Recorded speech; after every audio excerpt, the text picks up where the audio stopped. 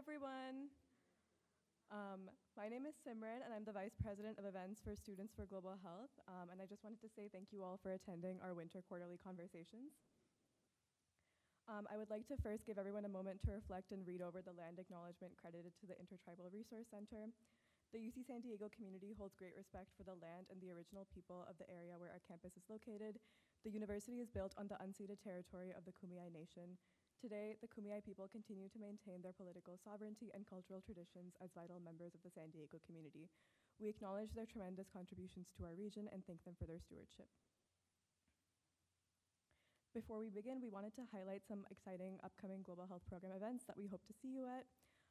First, the MA in Global Health application deadline is today. The Study Abroad and Global Health Zoom information session will be Wednesday, February 12th from 2 to 3 p.m. The Valentine's Day cookie decorating with the Global Health Program reps will be Wednesday, February 12th as well from 4 to 6 p.m. in SSB 269. And the HFIT application deadline will be Saturday, March 15th. And lastly, the Horizons of Global Health Research Symposium will be Wednesday, May 14th. More information about these events will be posted in upcoming Global Health Program newsletters. And for those that are here for Global Health courses, the extra credit QR code will be in the back of the room at the end of the event. In efforts to conserve paper, please use this QR code to access the event brochure. And now I'd like to bring up this afternoon's MC and the Global Health Program Director, Dr. Thomas Shortas, to the stage.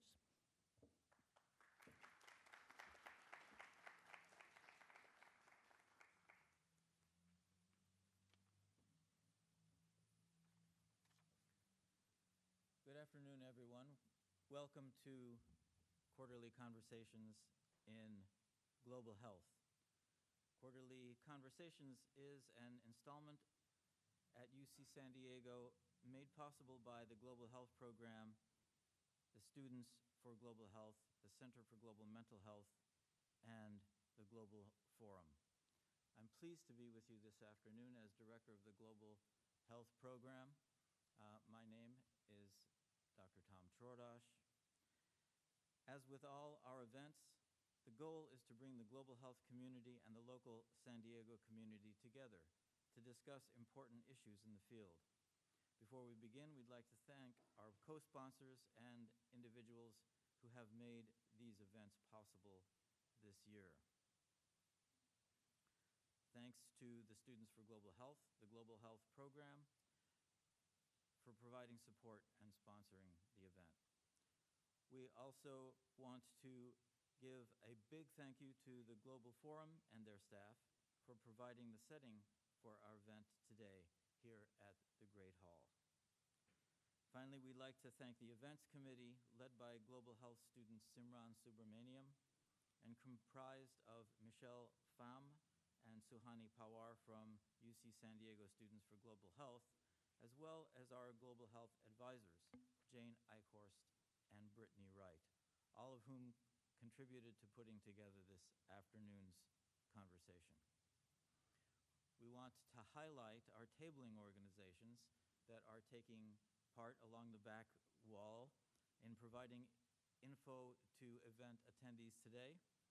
We'd like to thank Students for Global Health, Partners in Health Engage, UC San Diego Refugee Health Unit, the Basic Needs Hub, Triton Food Pantry, and the Global Health Program student reps, all of whom are tabling with us today. We encourage event attendees to stop by their tables and find out about upcoming events and ways to get involved in global health activities here on campus. Global health is facing trying and challenging times as organizations and agencies struggle to keep open in the face of challenges to funding that are being provided or being posed by the federal government at present. And we are all apprehensive, of course, about these challenges, but we're all committed and passionate about keeping our activities going and helping people who are in desperate need of help. The topic we're exploring in this quarter's conversation is that of community health workers. Health for everyone begins with a healthy community, one where we learn to take care of ourselves and others, and where we work together to make sure that everyone has the resources they need to lead a full and healthy life. Community health workers are people from the community in which they are working, who receive training on the job. They are a cornerstone of community health programs around the world, including here in the United States. Community health workers engage in health promotion and prevention activities, from primary care to community advocacy, and connect to people as well as accompanying people through clinical care. This work is crucial, but it is often undervalued. Today's quarterly conversation brings together a panel of professionals and scholars who will share their experiences and insights working with and learning from community health workers in San Diego and around the world. We'll explore the history and range of work done by community health workers and questions of task-shifting community health knowledge and cultural and structural competency. Our speakers today will be Dr. Lillian Walkover, who is an assistant teaching professor for the Department of Communication and the Global Health Program here at UC San Diego, who holds a PhD in sociology. Ruth Tessayem Tadessa is a research analyst at the Refugee Health Unit within the Center for Community Health here at UC San Diego. She holds a master's in public health policy and management. Dr. Ellen Beck is the founding director of the UC San Diego student-run free clinic, and she is a medical doctor. Ms. Isabel Dominguez is a promotora for the UC San Diego student-run free clinic and is herself a community health worker with a significant amount with decades of experience. Each speaker will have 10 to 15 minutes to introduce themselves and present. Our first speaker is Dr. Lillian Walkover, who is a critical global health scholar jointly appointed in the Department of Communication and Global Health Program. Her research and teaching interests include the production and movement of global health knowledge, post-colonial science and technology studies, health professions, training and migration, and qualitative research methods. She received her PhD in sociology from the University of California, San Francisco, and her postdoctoral training at Drexel University. Her postdoctoral research at Drexel with Dr. Susan Bell is a study of the experiences and career paths of physicians who entered the U.S. as refugees. Dr. Walkover's current projects include an exploration of the translation and adaptation of the Community Health Guide, Where There Is No Doctor, for use in India, and a study of the adaptation of community health worker programs here in the United States. Please welcome Dr. Lillian Walkover.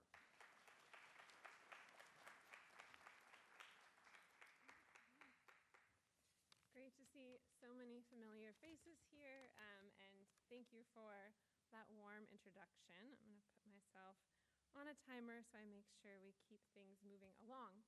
I'm going to start us off today by introducing the idea and sort of contribution of community health workers, and then talk a little bit about my own introduction to this work and my ongoing research on community health worker models.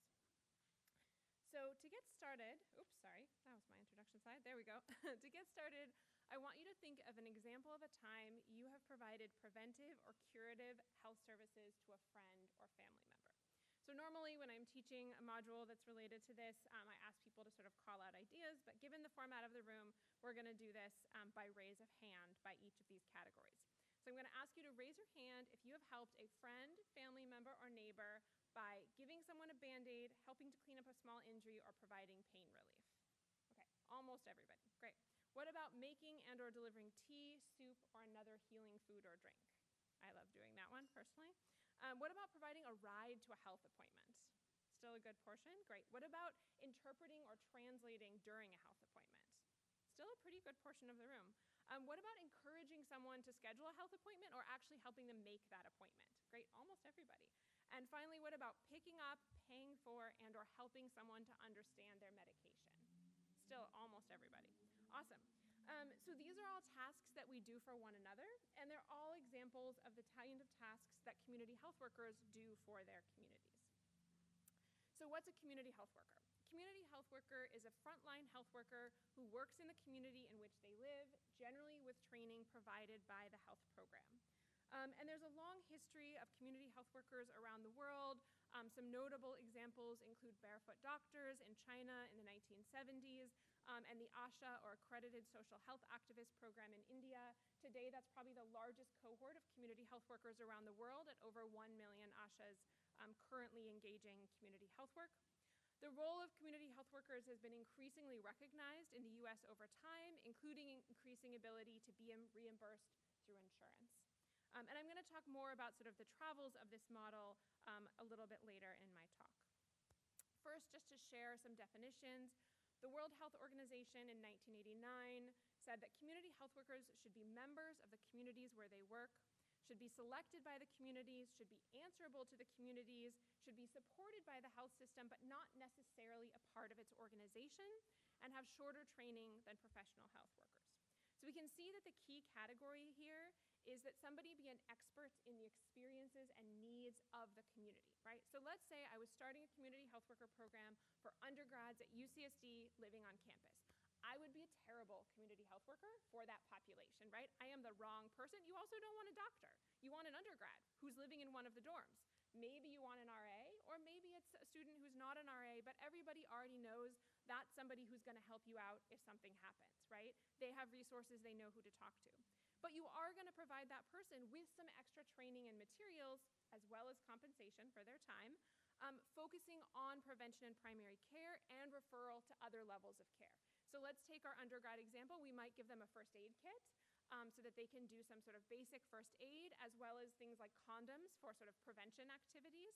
But we'd also want to make sure they understand the dynamics of health resources on campus, right? Do they know where Student Health Services is and what they offer and what the limitations are there? Do they know you can't get emergency services there? If you need emergency services, you need to call for that directly, right? And do they know what the different mental health options are on campus, how to contact CAPS, what the other options are if that's not working? And they're not a professional healthcare worker. Maybe someday they'll become a doctor or a nurse, but right now they're students, and their expertise really lies in understanding the experiences of the other students around them. And when we engage these type of community health workers, we can improve and increase access to care at a lot of different levels, inside and outside of the clinic, right? And the key here is always going to be that greater attention to vulnerable populations. Because this person is a member of those populations, they're bringing in that perspective and helping people to navigate both community care outside of a clinical setting and navigate care when they do need to go and seek more advanced and technical care. And this is going to help through all these different levels and include strengthening the local economy by recruiting these traditionally underemployed and marginalized groups, right? And so often, because community health workers come from marginalized groups, there's a pressure to ask them to volunteer, because these are people whose labor is generally undervalued by society. And so any community health worker advocate will tell you we need to pay people for their time. This is really important. Okay, so how did I get involved in this? I got involved in this work through my studies of this book called Where There's No Doctor. This originated as Donde no hay doctor, published in Mexican Spanish in 1973, and then translated into American English in 1977. And this book was used to train and as a resource for community health workers around the world, and really spread with the community health worker movement through the decades into well over 100 countries. I, in particular, followed this book as it traveled to and through India, looking at the first English for India edition, which came out in 1980, a Hindi edition that came out the same year from the same publisher, and then translations into additional languages, including Tamil in 1984, Kannada in 1990, again, a bunch of other, I think 10 different languages for use across India. And then many of these editions have also been updated over the decades. Here's an example of an updated Tamil edition from 2011. And as I was studying this, I got interested in sort of as well the movement, not just of these books, but the movement of community health worker models and programs around the world. And I noticed, particularly in the United States, so community health workers are more often sort of utilized as a model outside the United States than inside the United States. And I noticed that when they are utilized in the United States, a lot of those programs were founded by a physician or a public health professional who was trained in another country. They came to the US and they said, okay, you've got this advanced biomedical care for people who can access it, but actually you're doing a pretty bad job at serving your marginalized populations. And in my country, we have a model for a way to serve those marginalized populations and to do it much better. And they say, well, why don't we adapt this, right? And so here we have a program in Mississippi based on a program in Iran. We have a program in Chicago based on a program in Haiti. We have a program in Seattle that was based on all the, millions of dollars of global health funding that are flowing out of Seattle around the world through the Gates Foundation and PATH. And the county government was like, well, but we have these incredibly diverse marginalized populations here that are being underserved. Why don't we take some of these models that we're exporting to other countries and bring them here, right? And so I argue that we can actually see this as sort of countering the American exceptionalism of global health, where we sort of tell other people how they should be, running their health systems, and that in this case, we're really learning from other countries, from their successes and their principles, and bringing that into the United States to serve our communities here. And we have really great examples of that here in San Diego and in Southern California. One example just up the coast is Latino Health Access, which was founded by America Bracho, a Venezuelan physician who, again, with public health training, came and said, you know what we need to bring here? We need to bring the Promotora model, and their work is up in Santa Ana in Orange County. You can read her book, Recruiting the Heart, Training the Brain, which is also available in Spanish. But we also have these models here in San Diego, which you're going to hear a lot more about in our next two presentations from our speakers. So promotore or promotores de salud is often translated as promoter or health promoter. And this is basically a community health worker model that's used throughout the Americas. So here in San Diego, we have the San Diego County Promotores Coalition, and this is a group that brings together entities across the county that work with health workers either who specifically identify as promotoras or promotores, or just as community health workers more broadly. And you can see here that UC San Diego is one of those partners, right? And you're going to hear, again, more about that. So before I hand this over to my esteemed colleagues, I just wanted to share that last spring we had an opportunity to work together with students, some of whom are here, thank you guys for being here, in global health communication with community health workers who are part of the San Diego Refugee Communities Coalition, supported by the Refugee Health Unit here at UCSD. And we were able to bring them together and do this collaborative learning experience and put on this event together. And one of the sort of comments as we were doing some evaluation research afterwards on this class that really struck me as sort of exemplifying this connection that we were trying to make is this student saying, after getting to work with this community health worker, understanding that this person does everything from taking vitals to looking into baby car seat demonstration programs, it helped them reimagine healthcare as something that's not just this sort of physical material working on a body, to a holistic material, social, and psychological supporting of the persons and communities. And that's really what we're aiming for in community health. So I just want to say thank you so much to the students, participants, and collaborators, and I'm very excited to hand the conversation off to our next presenters and continue it in the end at the Q&A.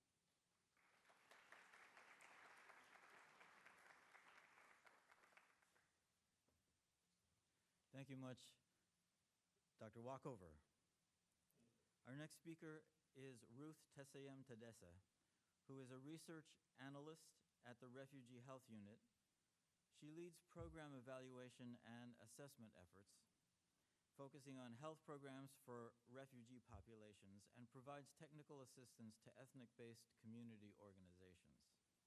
Ruth is committed to cultural responsiveness, developing and facilitating cultural sensitivity workshops for organizations serving refugees. With expertise in community-based participatory research, she collaborates with the San Diego Refugee Communities Coalition on data collection and disaggregation to address refugees' behavioral health and healthcare needs. Ruth leads the evaluation of the SEED program, SEED, which empowers underserved refugee communities by addressing barriers to employment. She holds a bachelor's in international studies with a health minor from Illinois Wesleyan University and a master's in public health Policy and Management from San Diego State University. Ruth's Ethiopian background and experience with Engage Globally in rural northern Ghana further shape her passion for global health and community development. Welcome, please, Ruth Tessayem Tadesse.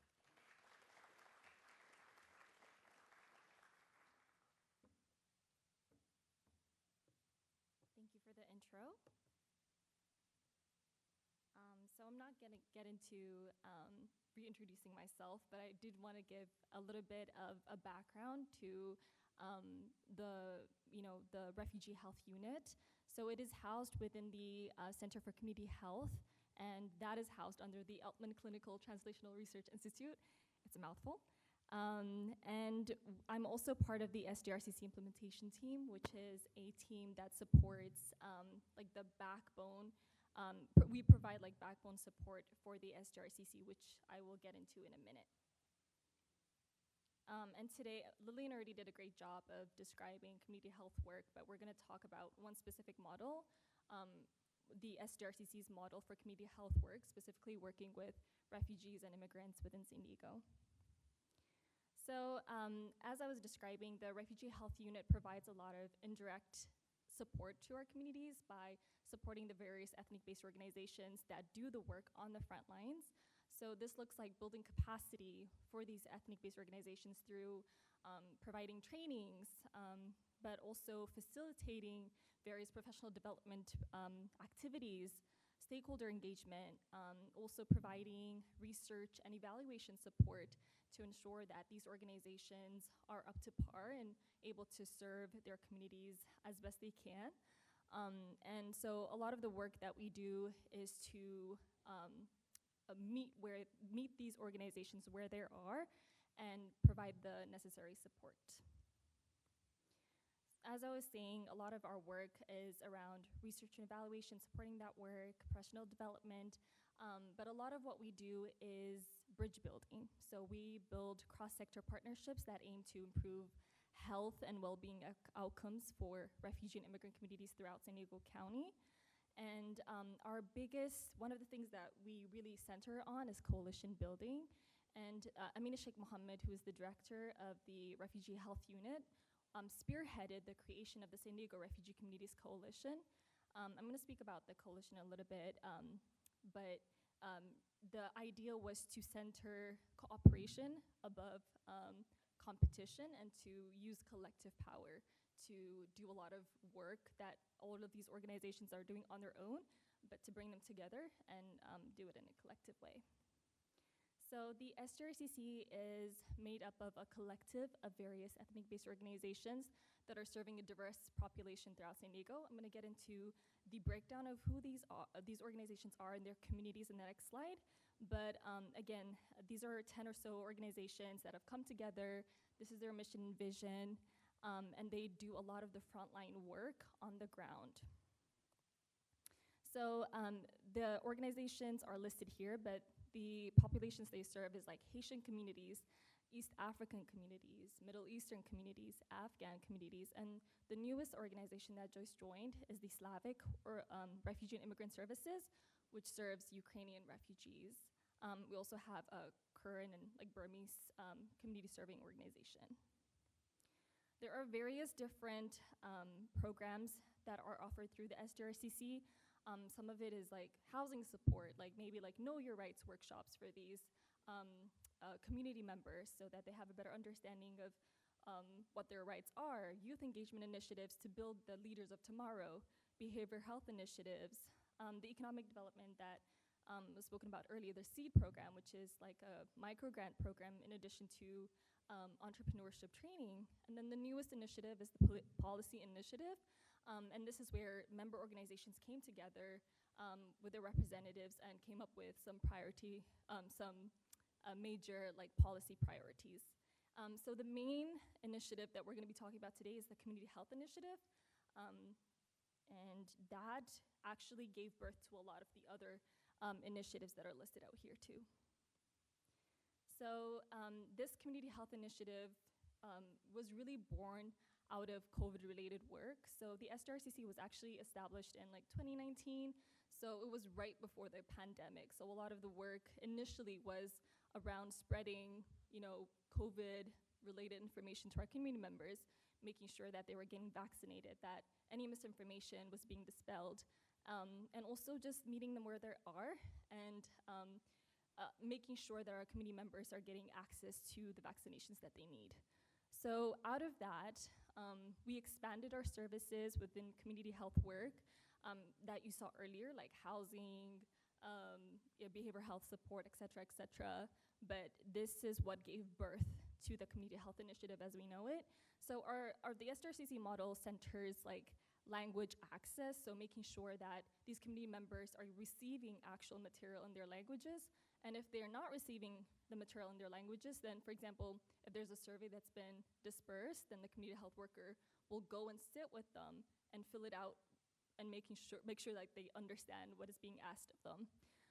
So every community has their own approach about how they like to have their information shared or dispersed. So we tailor different approaches. For example, you might be able to say mental health programming for certain communities, but for example, in Ethiopian communities, that seems like really scary. So we have to change the wording a little bit when we're dispersing that information.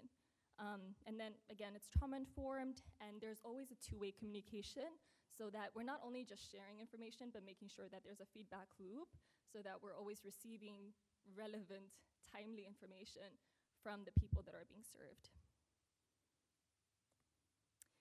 The workforce, like Lillian was saying earlier, is representative of the communities that are actually being served. A lot of the staff are immigrants, refugees, asylum seekers, so they represent or mirror the people that they are serving. And collectively, the community health workers speak like 24 different languages. A lot of them speak like 3 or more languages just alone. And we also have different lived experiences, including age, where we have as young as 19 and as seasoned as 64. And these are all the different languages that are listed that are spoken by our community health workers. So the community health workers are so relevant in providing culturally linguistically appropriate relevant health education like we spoke about earlier. They provide care coordination, case management, system navigation. They also provide a lot of support when it comes to being the point of contact and bridging between the community, health systems, et cetera. And they're also so important when it comes to collecting data. Oops. They are very trusted by their communities, and our communities often have a little bit of mistrust when it comes to sharing their information. So that becomes, they play such a great role in facilitating data sharing and being fair brokers to their communities. And yeah, they are also advocates for their community members because, like I said, they represent the communities that they serve as well.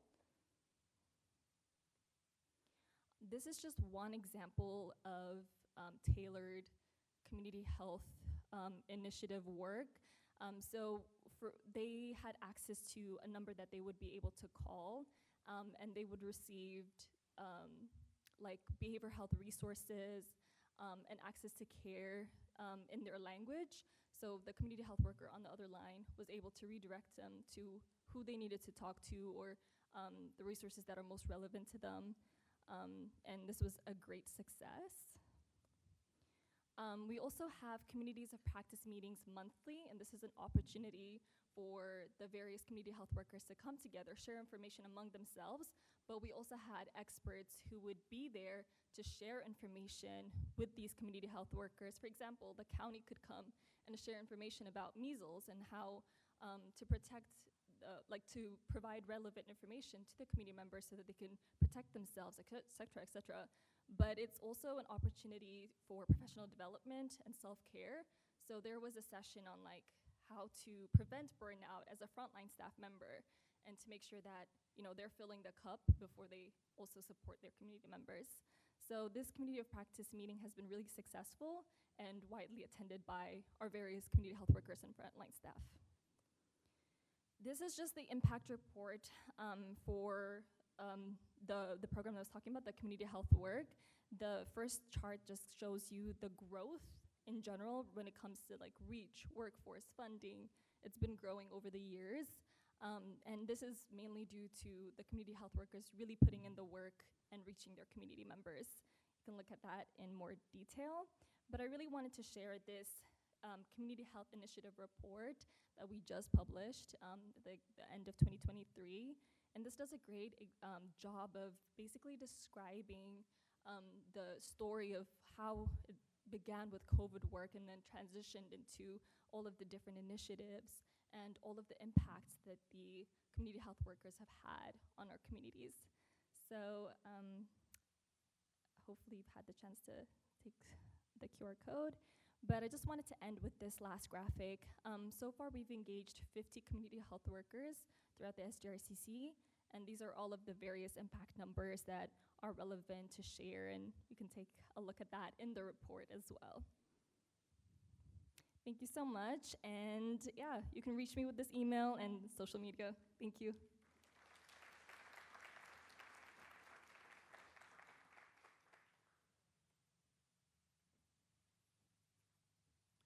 Thank you very much, Ruth. Now it is my pure delight to introduce Dr. Ellen Beck, MD, who is a family physician dedicated to empowerment, creating environments where individuals, families, and communities can take charge of their well-being. Born in Montreal, Canada, she taught primary care and geriatrics at McGill University before joining UC San Diego in 1987. At UCSD, Dr. Beck led the family medicine courses and in 1997 founded the UC San Diego student-run free clinic project, which emphasizes a humanistic, community-centered model. She created the first fellowship in underserved healthcare and a national faculty development program. Dr. Beck has deep ties to communities in Fiji and served as faculty director of leadership and faculty development at UC San Diego. She teaches medical students and facilitates compassionate action circles for the School of Public Health. She's received numerous awards, including the 2010 James Irvine Foundation California Leadership Award and a Kennedy Center Stephen Sondheim Inspirational Teacher Award. Dr. Beck is passionate about traveling internationally to learn and explore opportunities for global change. She's the mother of 3 daughters and enjoys singing, studying, practicing kindness, and nourishing wisdom. Please welcome Dr. Ellen Beck.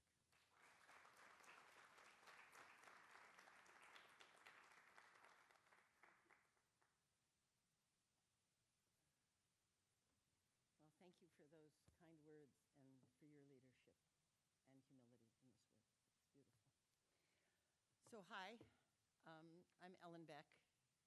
The other thing that I'd like you to know about me, one other thing about my background, is that he's gone now, but my dad was born, I love the fact that I had a parent who was born in a previous century. So he was born at the end of the 1800s, my father, in 1899. He was a refugee when he was about 12 from Northern Europe at the time of persecution. And he came to Canada and he was about 12. And he made his way in the world and faced enormous challenges.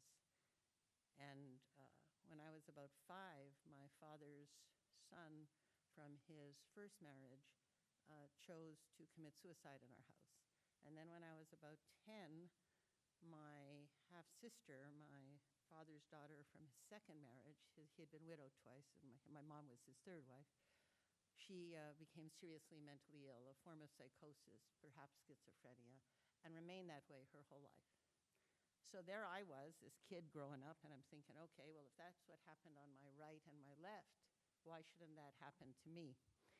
And then there was a moment when I was a young adult, probably around the similar age to some of you, when I realized, no matter what bad things have happened in my life, I can be the artist of my existence. I can hold the paintbrush and create my life. And I made a decision that I wanted to devote my life to creating environments, as you quoted, where others, myself, but also the community, others, families could take charge of their lives and achieve joy and well-being. Not necessarily my way, their way. But how could I work to create environments in which that occurred? So one of the joys in my life, after a number of years doing it in a variety of ways, was to be able to co-create the student-run free clinic project with outstanding community partners, remarkable students like yourself. We said, look, this nation has to mature. Oh boy, even more so now, right? We have to mature as a nation, and that there is a right to health care. And we just have not yet matured as a nation. So how can we create environments in which we work with folks so that they are the teachers? We provide free, high quality. We have some volunteers from the clinic in the community, in the room here. How can we do that? How can we do it in a way that it's not poverty medicine, it's not underserved medicine, it is underserved, but it's not poverty or charity medicine. People have a right to be treated in a certain way, and it's our responsibility to create environments in which that occur wherever we are in the world, whatever is happening.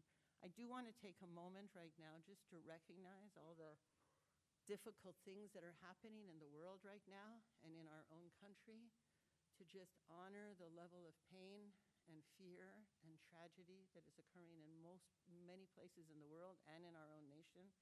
But I also want you to take a moment and go within and say your name to yourself and say, thanks for showing up.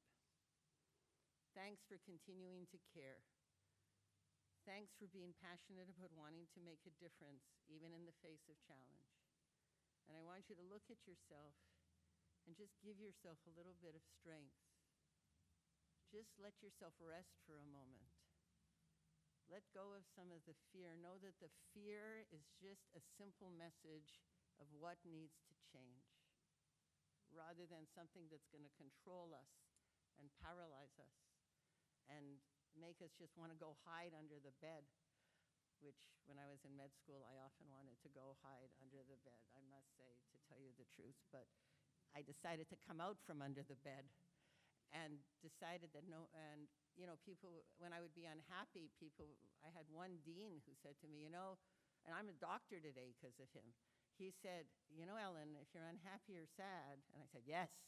And he said, you're having a healthy response to a sick system.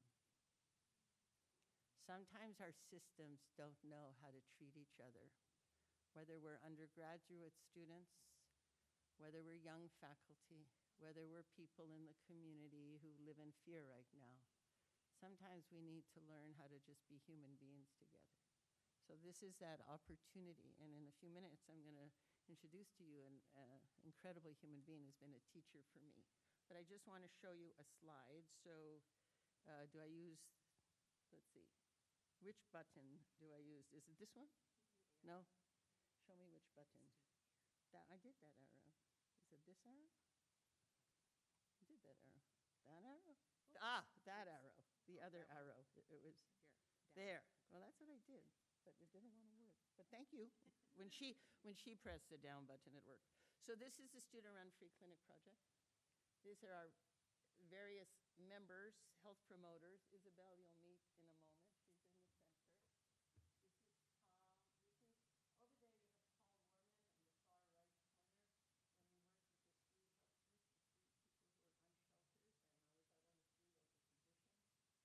He was our trust bridge to the community. Why should people trust me? When we were at Baker Elementary in Southeast San Diego, why should people trust us? We were from UCSD. Why should anybody trust me? But they trusted Isabel, or they trusted Paul. And if Paul said, you can trust them, then they could trust me. If Isabel said, you can trust them, because she trusted us, then she was the trust bridge. So it's finding people who can be trust bridges. These are principals. The couple over there marched with Katie King, very close friends. They marched with Martin Luther King from Selma to Montgomery, and were very active in the civil rights movement, helped us start one of the sites of the Free Clinic Project.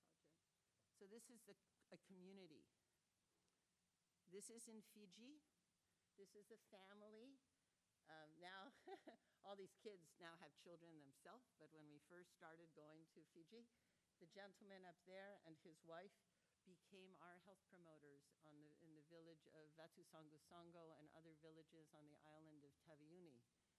They still call. We still are in touch, and if there's a problem in one of the communities, people call. We get on the phone together. We work together. You have lifelong relationships. This is the headman of one of the villages. His name is Moses Bari. These are children in the villages. This is from Lemon Grove Middle School. It's a picture of a poster. We created a youth health promoter program where we had a class in middle school every day where the kids came and they learned to be change agents. For example, we were addressing bullying, and we asked the kids in the class, how are we going to do this? And they said, well, you know, there are kids in our school who at lunchtime nobody sits with. And they were concerned that at lunch period, those were the kids that were going to be the most vulnerable for bullying. So they made a decision that they were going to sit with those kids. No, not officially, like at just different times. They'd arrive in the lunchroom and look around and who's alone, and then say, can I sit here? Can we sit together? So they were finding ways to be youth health promoters. We also looked at global issues with them, but also local issues. So these are just some principles, and then we'll go on to meet Isabel. Some principles. The first one, and this is as if you are future leaders running these programs, because that will come. You will be in positions in the years to come when you will be running these programs, directing programs. I want you to be thinking about these things for the future. Value people's time, respectfully and financially. A big issue in academic settings is if somebody doesn't have a degree, it's very hard to get them paid a decent amount. We overvalue, not that it's not great to have a degree, I mean, that's where you're all in that journey, go for it. But what if you have the wisdom of the community? Why should you be paid less because you have the 20 years of experience of the wisdom of the community, but you never got a degree? And if we start requiring that a community health worker has some sort of a degree, then we're preventing some of the most remarkable people in our communities from being the leaders and teachers that they are. You might provide some knowledge about working with somebody with a particular health issue, but why should they have a degree? Is that the wisdom and experience that we're asking for? So life experiences matter, so try not to create barriers to hiring. How do you identify somebody who might be a good promotora? Well, when Isabel came to the clinic, we were starting the student-run free clinic, and there were people, and a person appeared initially for care, and she would be comfortable to say that, and then as a volunteer. And she was bringing people, and people trusted you. People trusted you. So we noticed that. And the first paid employee of the Student Run Free Clinic Project is sitting here with us because we said, would you be a bridge to the community? And we'll talk about that when she presents. So be and build trust bridges. Next slide. Okay. Don't overtrain. It is good to educate. Of course, we want to know about health conditions. We want to know about whatever it is. But if we script people, now once in a while when you're doing research for a variety of reasons, people have to say the same thing, so you have to have a script. But in general, why do we script somebody who is full of knowledge and wisdom and wants to say, hi, how can I be of service to you today? How can I help you today? Are we going to say, oh, what is it that can I do to be of service? You know, by scripting people, we take away their own autonomy. So think about how you work with them. How do you honor them? How do you realize that this is the person who is talking so much about, like when you go to the med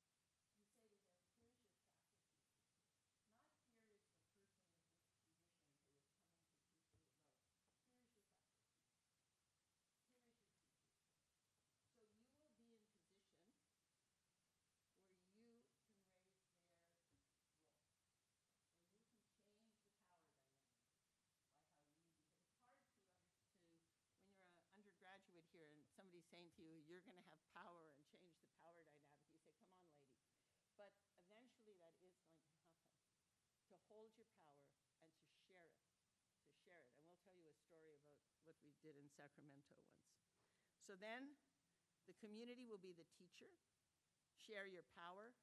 Create ways for voices to be expressed and heard where people feel safe. That's incredibly important right now. How does a person ask a question and know they're safe? Well, maybe they trust you, so they'll ask you. Or maybe you use the chat function on, the private chat function on Zoom. How do you do that? And then the last thing is here, different cultural humility. We talked about that, just to be humble in the face of the other, to learn from the community, to think and to build trust. And then to think about what are your core values. For me, things like kindness, humanistic approaches, self-awareness, integrity. How do you not only live those, but how do you live them in every moment? How do you practice them? How do you teach them? How do you decide, I am going to be this way? And then I'm going to expect that of those around me. It's not impossible. So I just wanted, now we have a very short video, and then let's see, will it play from here if I press this? I think it should. Verifying this link.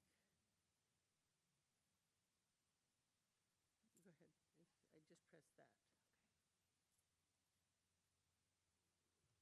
Yeah, sure, go ahead. Yeah.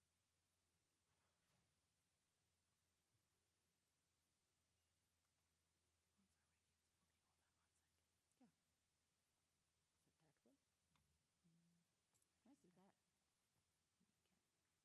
be that. Okay.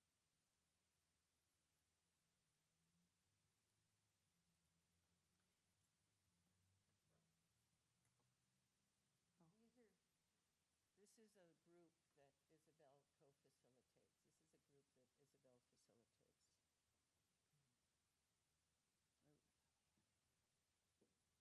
Nope. If not, we can let it go for now and just go ahead.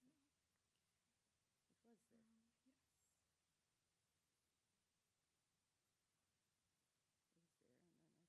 Is it down here or on the side? I wasn't happy.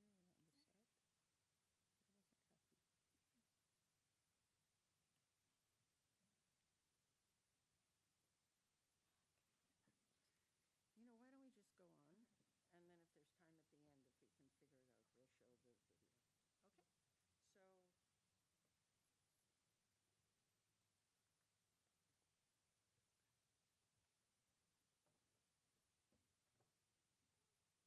Okay? So I would like to welcome now Ms. Isabel Dominguez.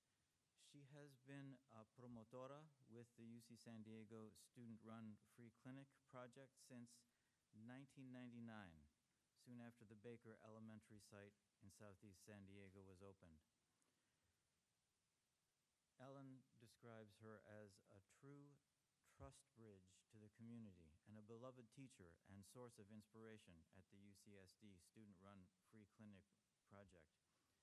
She has the wisdom of many years working as a community health worker, a promotora, and we are very pleased to have Isabel with us today.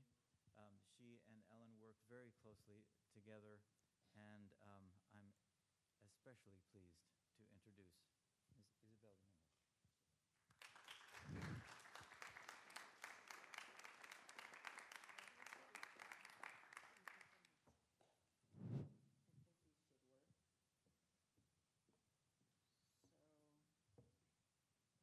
When we have an hour, Isabel gives the talk, but when we have 10 minutes, she asked me if I would interview her. So just so you know why we're doing it this way.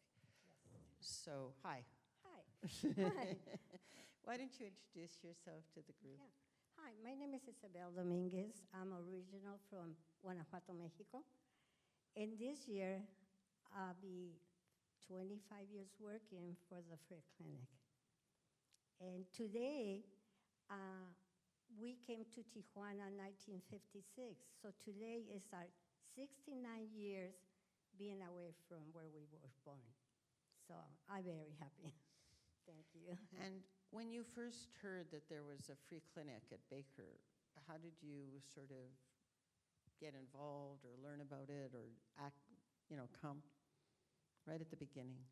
Well, I think it happened like happened to everybody when we hear there was a free clinic. I couldn't believe it. At that time, I didn't have insurance. And so I went myself and see what was going on. And that's when I met Dr. Beck. She was the doctor of the clinic. And I see the services they were giving, very kindness, and I trust them right away. So what I did, I started spreading the word. There was a free clinic because I was a volunteer at the school at Baker for so many years. My kids went to Baker. So I started spreading the word, come to the clinic, come to the clinic. And then they asked me, what did I need? Did I need a social security number? Did I need a green card? What did I need? I say, nothing, just come and show up. So one day Dr. Beck called me. And I said, oops, I must be in trouble because I would start bringing a lot of people. And so surprise for me, she invited me to be part of the Fred Clinic. So it was amazing to me being part of that. And from there, I've been still there. Yeah. Yeah. Thank you. You're a gift to all of us. So early on there, tell them about some of the, did people tell us where they lived or their addresses or their phone numbers at the beginning? At the beginning, I was a volunteer at Baker at the school, so a lot of people know me at that time already. But people that doesn't know me, they start giving us fake names and phone numbers. And so it's hard for us to find people. But because, like I said, I work in the office, I work with a nurse at the Baker as a volunteer, I knew who brought the person. So when I need to get in touch with a patient, I get in touch with the person that bring that people to the clinic. And that's how we start getting in touch with them. But I think they were afraid. They couldn't believe there were free services in the United States. There was people they never, since the years they were here, went to a doctor's. They don't have money, they don't have insurance, and all that. So it was kind of very, I don't know how to say it, but how do we find a people they find out they have diabetes when they give us a number, a telephone number that they didn't exist? So that was one of the issues that we have at the beginning of the clinic. And then how did that change? How do they change? I think they start trusting the students. They start trusting the doctors. And one of the things, I think they trust me because, like I said, I was a volunteer on the school all the time. So they see me over there. So I don't think they will think that I was just going to tell them something wrong for them, So now we have a lot of patients. But I thought I'm in trouble. But it's wonderful. Me being a patient, because I was a patient at the beginning, that was a wonderful service they have. I'm going to say right away, they see us at Baker on the closets at the school where they keep the brooms. At the beginning, we were in the closets. Yeah. Because where did they put the clinic? Yeah, they have the brooms, the mops, and all that. So there was a tiny little room. So they move everything. So there was the patient, the student, and the translator. So that's how we started that clinic. So it was a lot of challenge that we have over there because there was a school.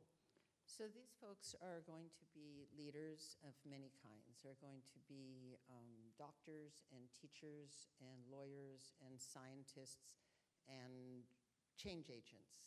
They care deeply about the health of people in the world. What do you feel is the most important thing when they're in that role? They're going to be the doctor, they're going to be the lawyer, they're going to be the teacher. What did they need to know about how to work with people in the community? Well, what I see when I start once again is, the patient they have, they ask about, how's your family? A doctor asking me about how's my family, if I need something, One of the things that I like it about is that they care about me, not as a patient, not as a number, a charge number. It was me as a human being. They were somebody really worried, asking me, how's your family? How's everything at home? And it was like, so I think that's one of the things that really helped, We have, in our culture, we have a different way to see things, We don't really like to go to a psychology because that's my stuff. I'm going to keep it for myself. I'm not going to tell nobody about what's going on. So that was a lot of challenges, that happened in the beginning. But it just be, I like the word that Dr. Beck used a lot, compassion.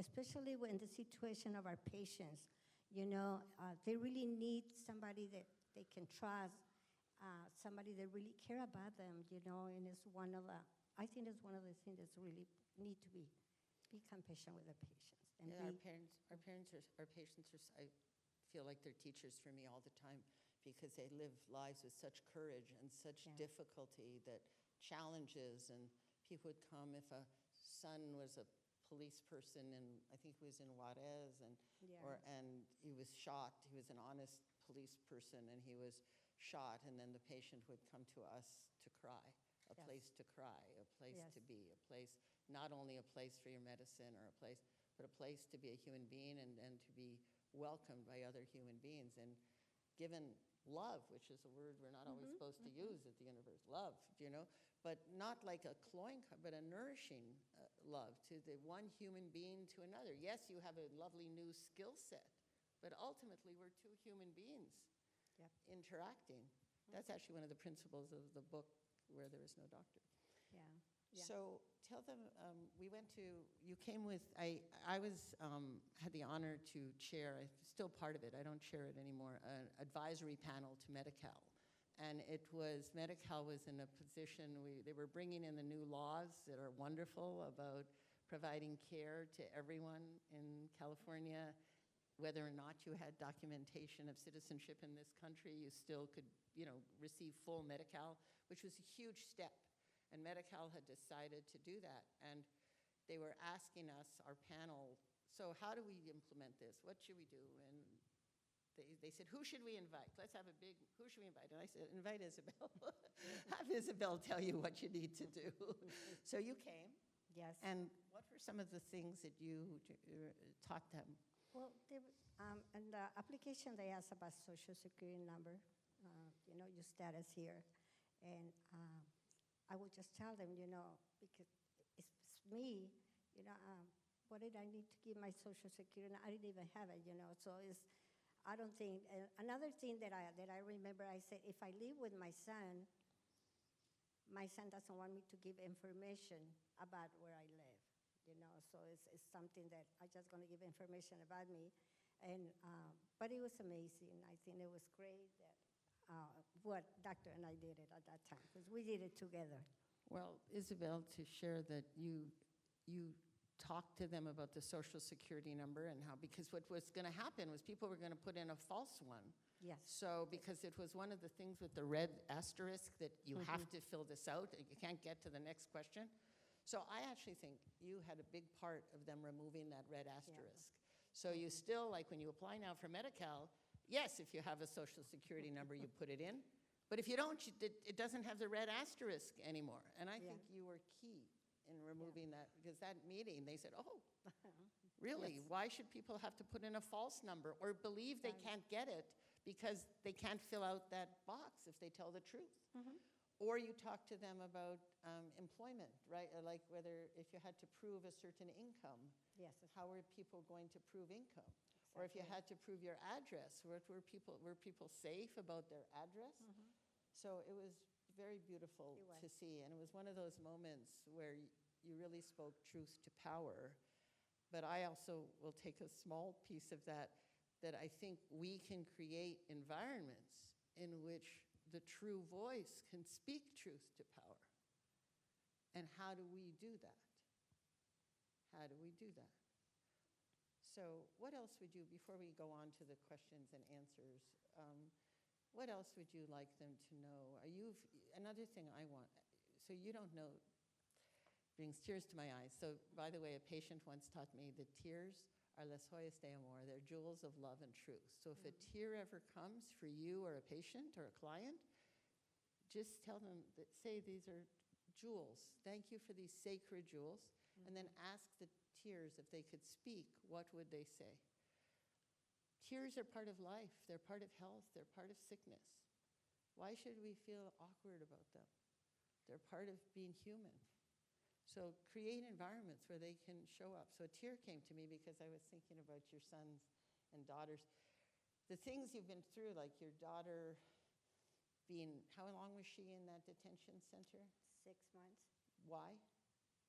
Because she was having a expired green card.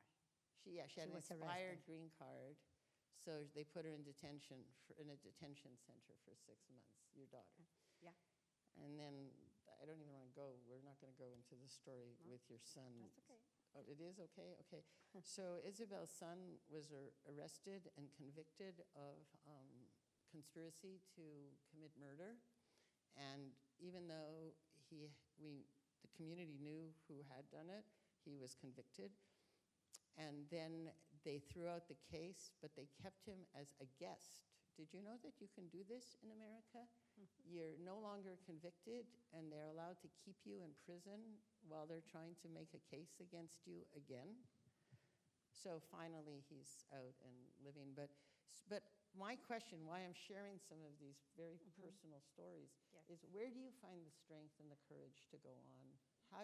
What are your sources of strength? Because I want all of you to think about what are your sources of strength in this time of fear and challenge. How do we find the strength to go on? So how do you find Well, the strength? first of all, I believe in God. That was the first thing.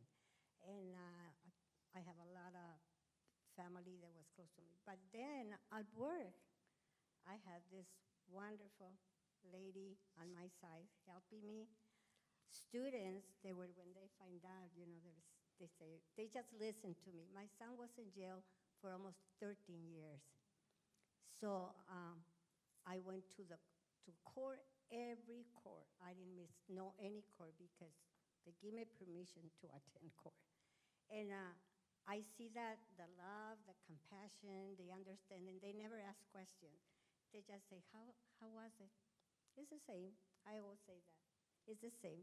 So finding that at work, finding this love besides my family, this understanding, not asking questions and all that, that would give me the strength. But most of all, I'm a believer in God. And thank God my son is free. He's already remarried again. He has a baby.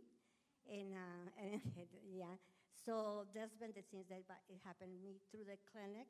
So I think that's where I found the strength. Working with all these people, the young people, seeing these people, with a smile and all that. Nobody knew what was going on to me because I always smiled to everybody.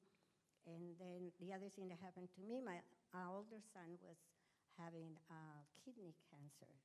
So there was like 1 year after another one. But I think that it gave me the strength to keep going, to understand people. When I talk to people, I can feel the pain because I went through the pain, and all that. And that's one of the things that I think people come to me. My phone can ring 3 o'clock in the morning or 6 o'clock in the morning. Isabel carries the free clinic phone for 25 years. You have a problem, you call this phone number, and it could be the middle of the night. Yeah. And then she'll call one of us, and we'll figure out what do we do now. Yes. The magic phone is. Yeah. So I think that's what gave me the strength, God, and working with these wonderful people. See the pain of our patients, how much they struggle, especially like right now with the situation, and try to tell them the right words, everything is okay, you guys are safe and all that. But I think I learned that from my dad, be a lot of compassion with people and working in this environment, medicine is wonderful, and so see the young people worrying about these people, what's going on, and tell them, what can we do for you? That's one of the magic words that were for me. How can we help you? What can we do for you?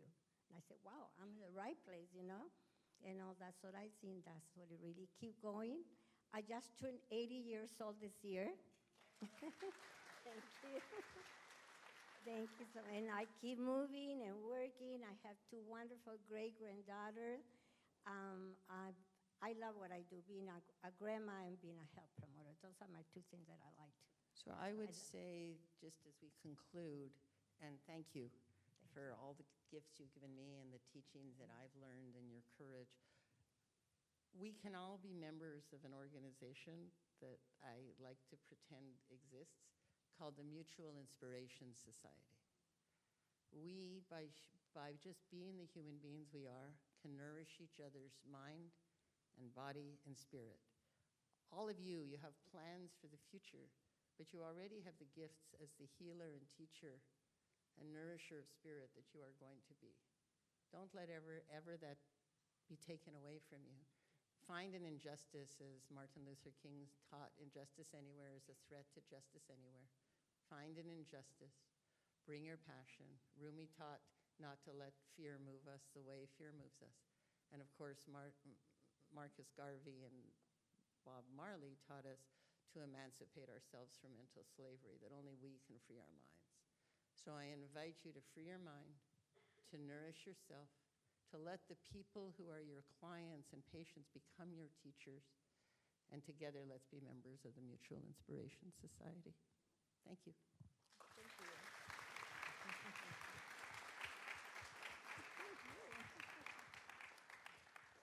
That was truly inspiring. I would like now to invite Ms. Ruth Tessayem Tadessa and Dr. Lillian Walkover to come to the podium and open the floor to questions and answers about community health workers, the experience of doing that, how to carry on in our work.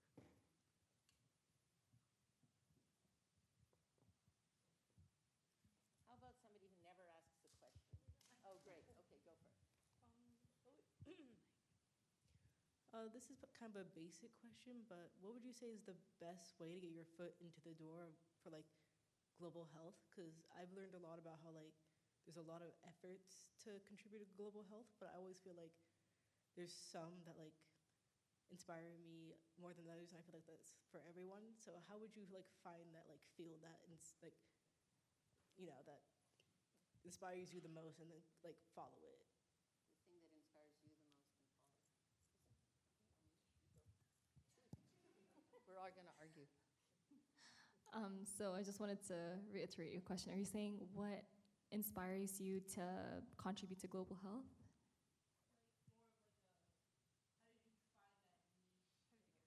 The thing that matches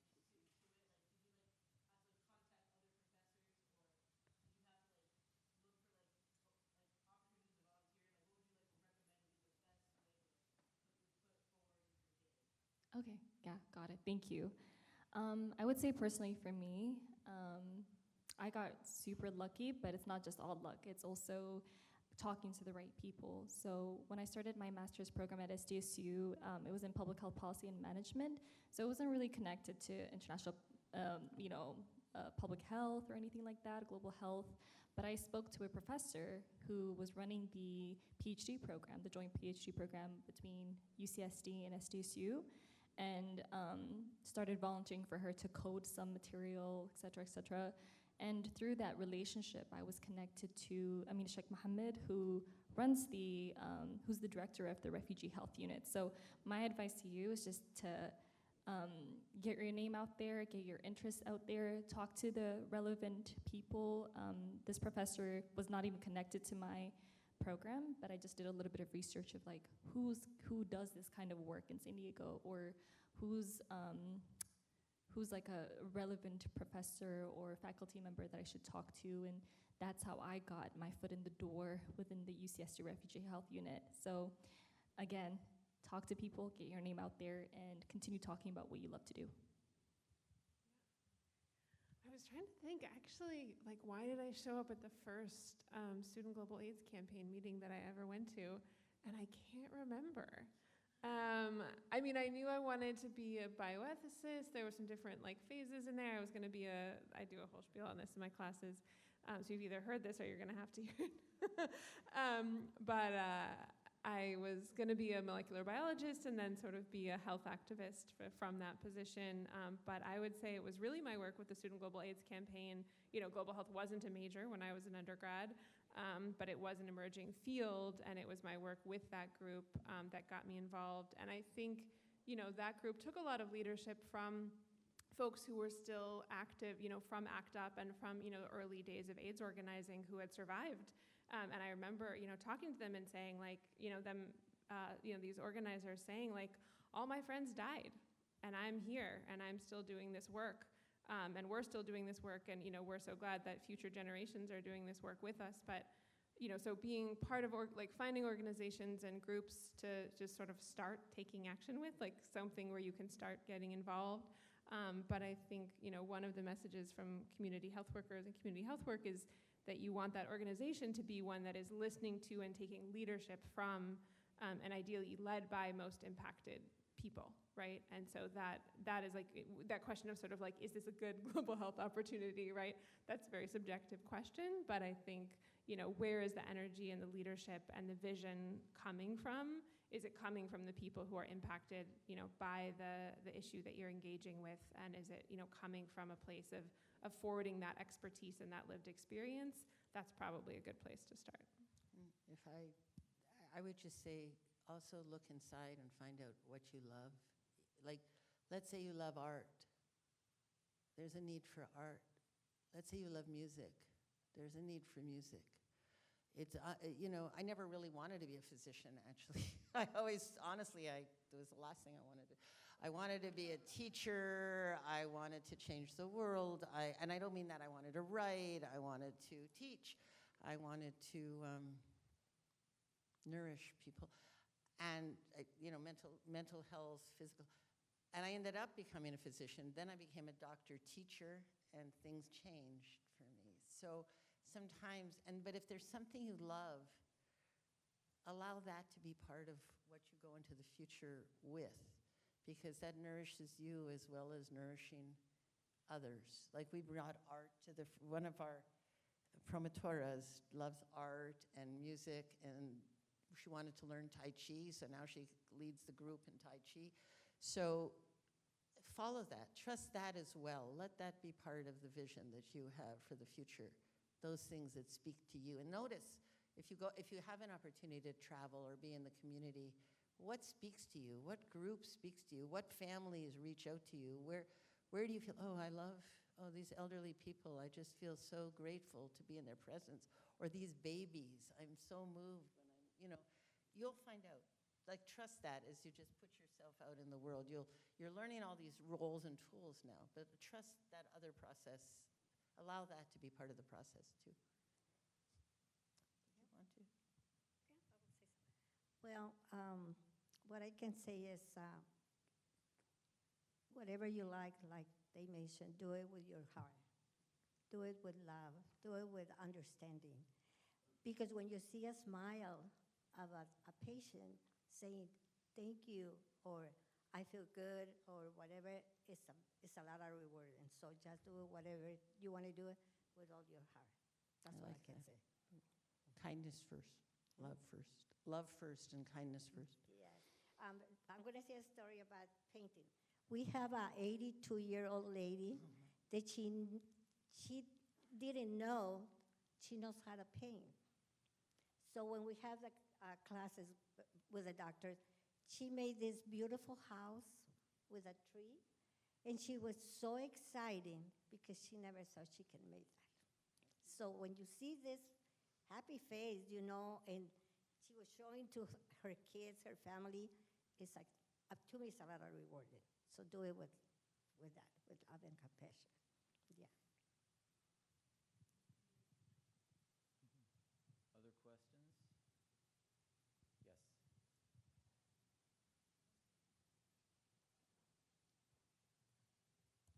Hi, my name is Hada. First off, thank you all so much for providing the wonderful presentations and just sharing with us your journeys in the global health and medical fields, respectively.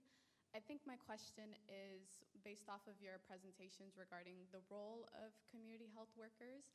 What are ways in which academia or the medical field or even the governments can uplift their roles better? Because me and my friend Decca here, we work in a lab, and there's data that shows that the role of community health workers in patient lives help them manage their health better. So I don't think that's really recognized in the grand scheme of things. So especially moving forward with the way that our world is now, what are ways in which we as students and in the academic field and also just in general, like as we bridge out into our lives, uplift community health workers as key stakeholders?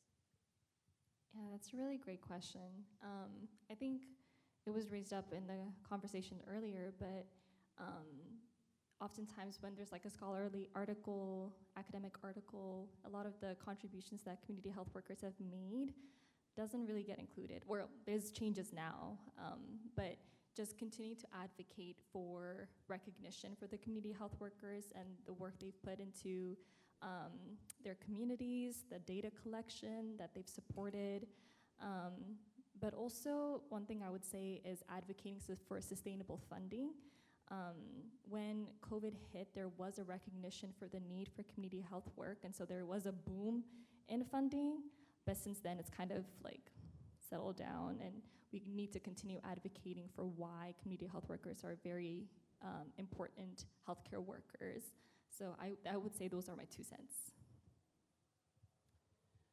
Yeah, I mean, I think you really hit on it, right? And you know, drawing on what Dr. Beck said as well about like, you know, it's hard to get an institution to recognize expertise that doesn't come, you know, with a degree on it, right? But how can we build that in terms of funding, in terms of authorship, in terms of teaching, in terms of leadership? And so, you know, I think all of your comments about, you know, redistributing power, right? And again, like, of course, it might feel like you don't have a lot of power. You already actually have quite a lot of power in the world. And then as you continue to sort of gain these formalized types of power, at each step, how do you help to redistribute that and sort of think critically about it while gaining these tools that are awesome and exciting for you to have? How do you use those to turn around and also recognize these non-formalized types of expertise and bring them in? And it's always a tricky balance, right? Because, you know, we want in our unfortunately profit-driven healthcare system to be able to reimburse for community health work because that is the system we work in, right? And so we want to change that system in the long run, and we want to figure out how to make it recognize this type of labor without making that labor dependent on, you know, being recognized by this system that is pretty fundamentally violent.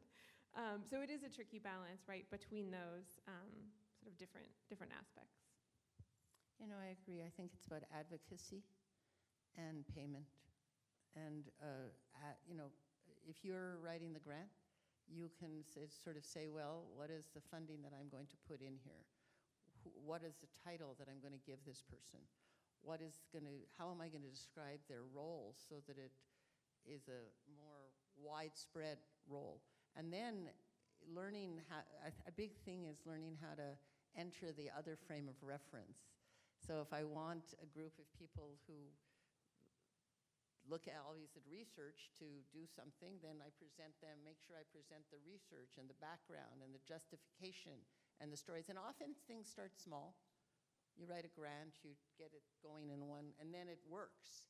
And then you have some data, or you are able to make the case, and then you grow from there. So if you see a role in your setting, for example, for health promoters, then how would you write up something that would make the case? And sometimes you have to make the case why it would be cost beneficial, but it is.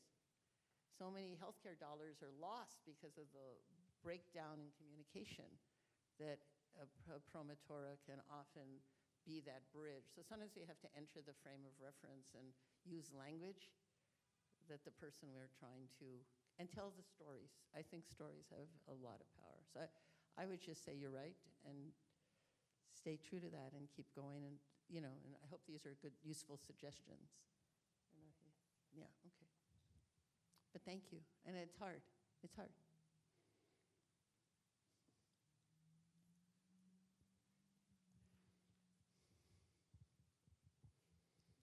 Hi, I'm Leanna. I guess I know we all hinted a lot about how the world is kind of scary right now, just globally, but also in our own nation. A lot of things are being defunded or just purely eliminated from like access for the public.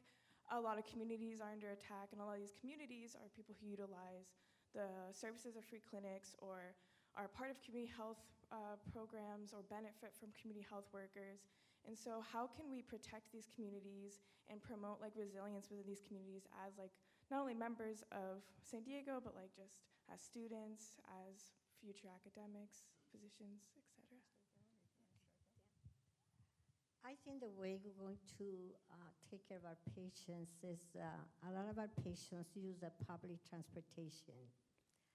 So I think we're going to do what we did when the COVID. We're going to start doing virtual consultation, and now we're going to find a way to the medication, how they can get the medication.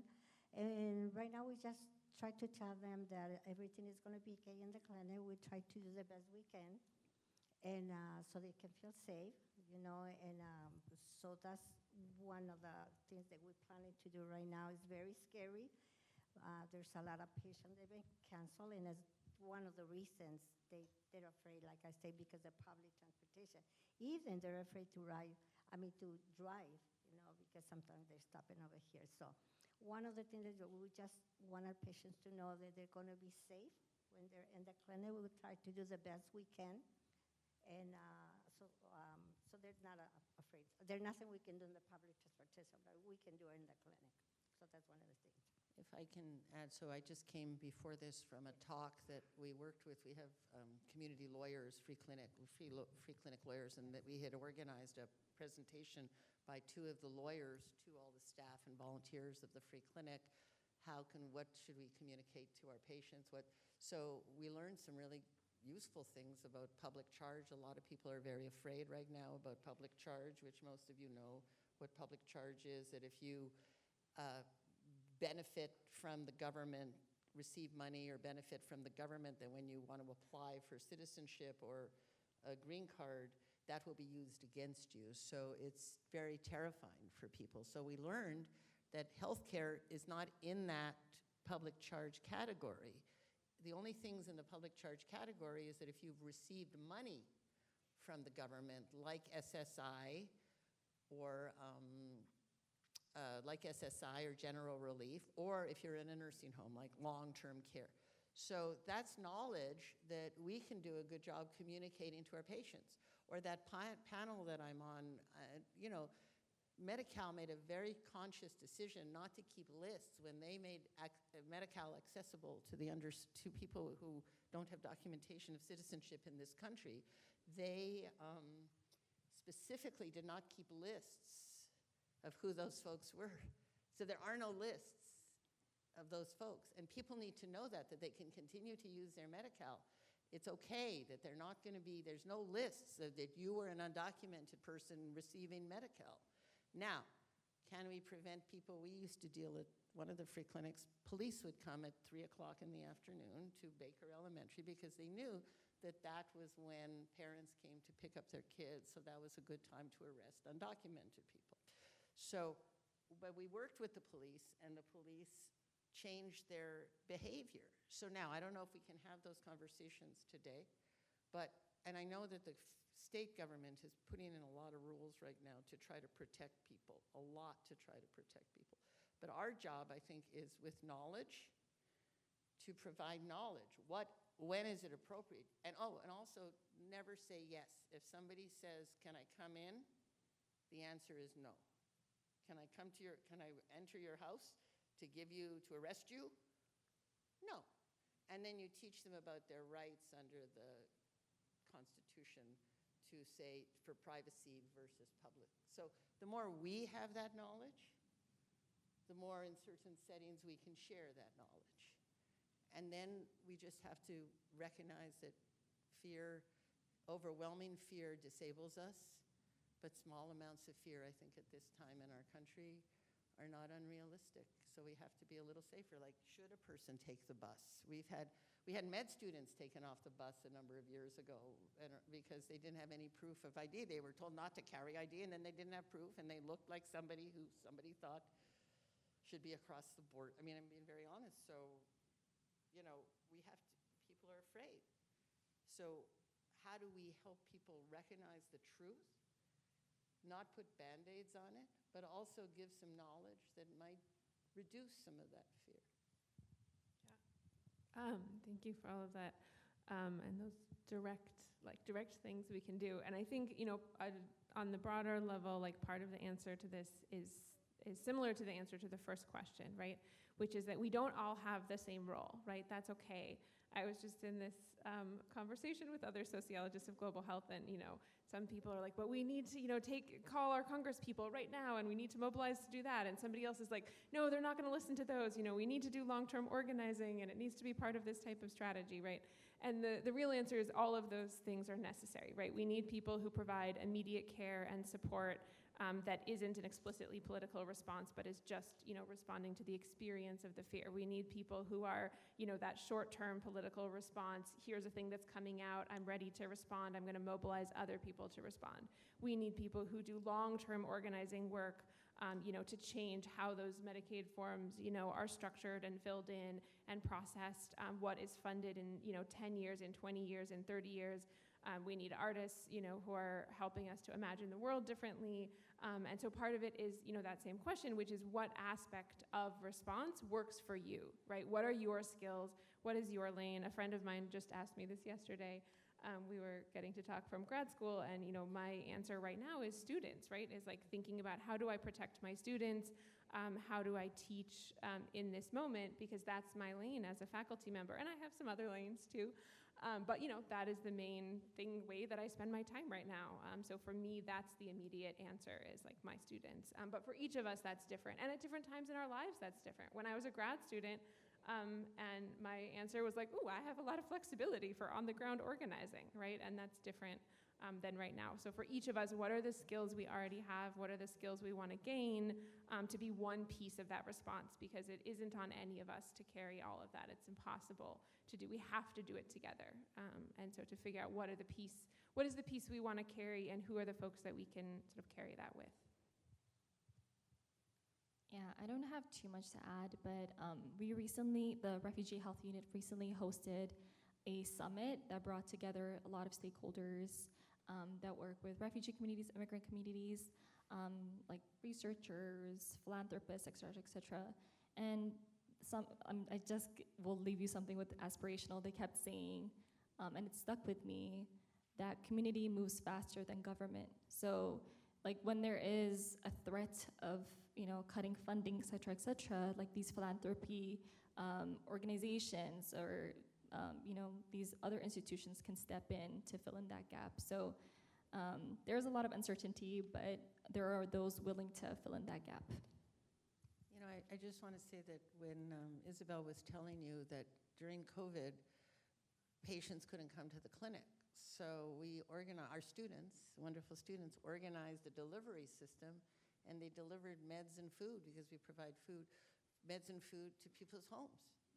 So I think that's an example of I think it's important to figure out what levers we do have in our hands. Is it to support each other?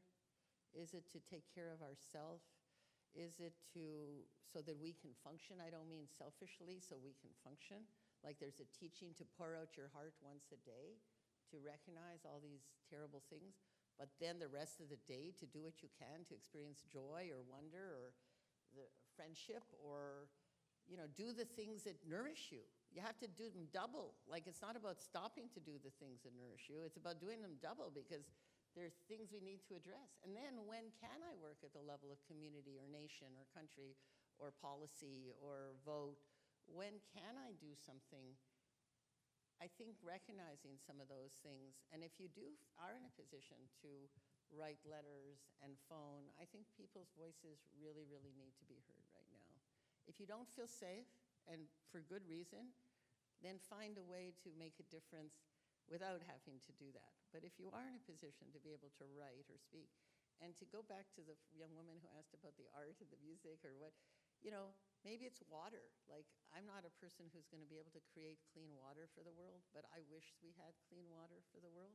So what is something that you can, you're excited or we're excited about? And then different people work on different things.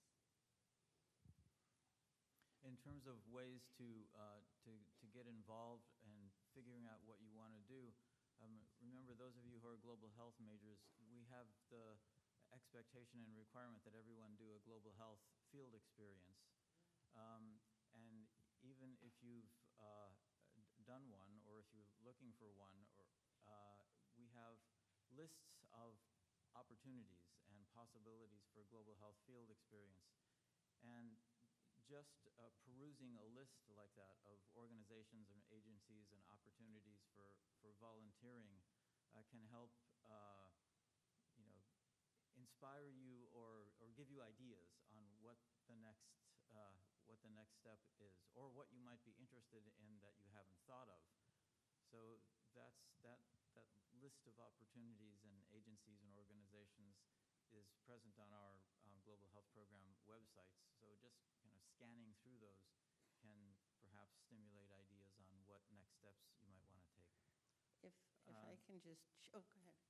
No, I was going to ask for other questions, but you still. I just wanted to say one thing about what you just said. So one of my great joys in the recent past, and I know I have the opportunity to do that, is just to travel internationally and be. So I'll sit in a cafe or I'll meet people. So one of my great joys last summer was I met someone in Jordan, and he wanted me to meet his family. So we ended up sitting in a park in Jordan, and about 20 older women came, young and older women, to a woman who was a physician, and they just asked questions. They just asked questions because the nephew was the person I had met, and they trusted him. He was the trust bridge, and he translated for me, and we just answered questions. And in a refugee camp in Thailand, people wanted to know about, what was it, seizures and something else. So just allow yourself to be in these places, to go and just to experience, as you said, to go to one of these places and to see someone comes up to you and asks you something, or you get to know a family and you have an experience building a house or something, and then suddenly you find yourself on this path that you never expected to be on. So we cannot always know in advance what is that thing. Sometimes we just pick a place or get assigned something, and then remarkable things can. So I know it's hard to say that, but it's, there's a writer who says when you look back on your life, you see all the clear markers. But when you look forward and you've stepped off one light and the next one hasn't come on yet, you don't always, you just have to trust it, and then it appears. And it's hard when you're in school because it's such a narrow place in the river. The grades and the courses and the exams and the tests. So part of me wants to say to you every so often, get out of here. Get out of here in your mind, and get out of here in your body, and get out of here in your spirit. Even though I've been teaching here since 1987, once in a while you got to get out of here and just be in the world and let the world nourish you. And I think the offer that you just made reinforces that tremendously. Well, in terms of international travel, we do in the Global Health Program have some modest resources for subsidizing international field experiences. So keep that in mind as well as you peruse opportunities. I saw another question. Yes, over here. Right there. Oh gosh, I'm loud. I've been sort of wondering about these community health workers that we're talking about. Just about them as individuals. Where do you find that we recruit them? Do they always expect pay? And how long do they stay being a community health worker, right? What are some common traits amongst these people, and how do they help our community with those abilities and traits?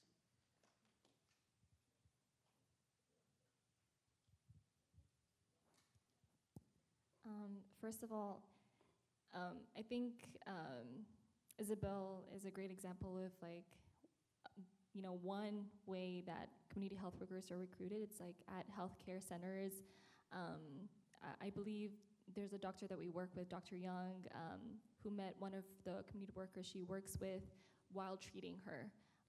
And she's a Haitian community member, and she's very passionate about her community. So again, like Dr. Beck was saying earlier, you can kind of identify the qualities in certain community members who would who seem to be appropriate or well versed for that position. But outside of that, one of the ways that we recruit community health workers is through like other community members, like through word of mouth, and also if they come for service for like housing referrals or things like that, we have like flyers saying we're hiring for community health work and listing out what the qualifications are, and oftentimes that is one of the ways that we're able to recruit community members from diverse communities. Hopefully that answered the question. Yeah, I mean, I always think about Dr. Bracho's book, Recruiting the Heart and Training the Brain, and she has this great line, if you do it in the opposite direction, it doesn't work. You can't recruit the brain and train the heart, right? And so that is really the key, is like finding people who have a heart for this work, and sometimes that is somebody who sort of presents themselves very clearly, and sometimes that's somebody that like everyone in the community knows that that's the person. They may not self-identify that way, but everybody else knows. And it is, hard to find something like that, right? Because it is, just sort of how somebody is in the world, and then you can always give them additional training. People are great learners. You guys are all here learning every day. And so how do you, again, identify those folks? And I think the same thing holds true, over time with community health work. For some people, it's a great fit. And they stay, and for some people it's pretty clear early on that this actually isn't the right role for them. But certainly paying people for their labor is an important part of keeping them around and supporting them, and that is it's a tricky thing to do, again, in a system that doesn't systematically value that type of expertise. And so figuring out what are the mechanisms by which you pay and support people, and I think in a lot of community health worker programs, there's some people who want to stay in that role. That is the role for them, for decades. And for other people, they might continue on and end up with formal social work training or nursing training or become a teacher. So I think for some people, it's a lifetime passion, to be a community health worker. And for other people, it's a sort of space that helps them identify that they do want another particular role in the community that they can then sort of grow into. So ideally it works sort of both as a sort of lifetime passion and as a way to give people additional training and options if that's something that they want to pursue. I'm thinking of two other promotoras who work with us, and one is started as a City College student. It was a part of part of being in a program, a scholarship she had at City College. And she is now our lead social worker and is finishing her MPH and is not her MPH, her MSW, and is interested in looking at policy at the level of the state in terms of the work that she has been doing. Then another one, remember you and I were standing there. She's one of the people who's on the video. But she was standing at the school and just standing, but so, I don't know, beautiful. I mean, to be very honest, like, who is this person? And it turned out that she was a parent of one of the kids and became part of the life of the clinic, and then became part of the grupo de apoyo that you facilitated and now she's our other lead promotora. So So I think sometimes it's a step on a journey for people, to answer your question, the person who asked. Sometimes it's a step on a journey, and sometimes it's the career that, especially I think when you're already, well, it's not fair to make an assumption. You can be an abuela and still go back and get your PhD. So, but I think that sometimes at a certain stage in one's life, how beautiful to have this role, and for someone else, it's a step on a journey. Should they always be paid? Do your best to have them be paid, and paid well. And if you're inviting community members to a meeting, let's have a meeting to solve this. And we have 4 faculty and 4 community members. Are the faculty being paid to be at that meeting? Absolutely. So can you find a way to reimburse the 4 community members? You're not there, they're giving you the gift of their time.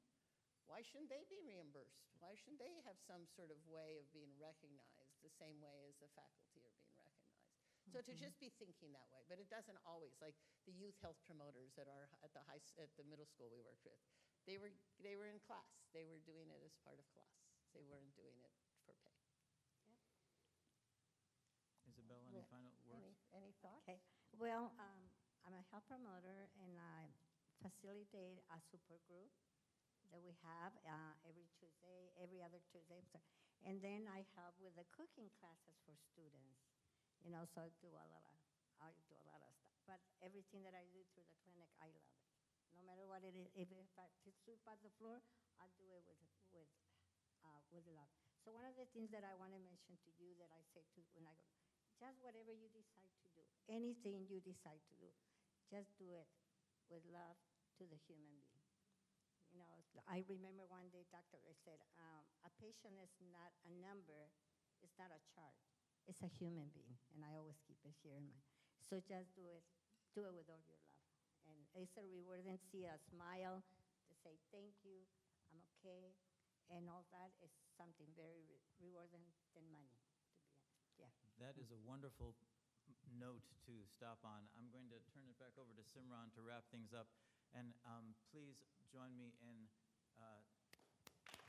applauding our wonderful panel. Thank you all very much.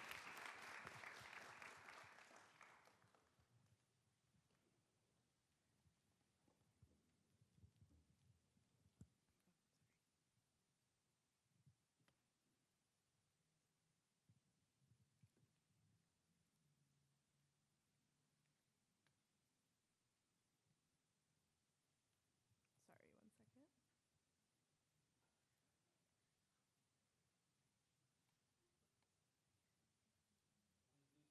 if you are in line for extra credit for your classes.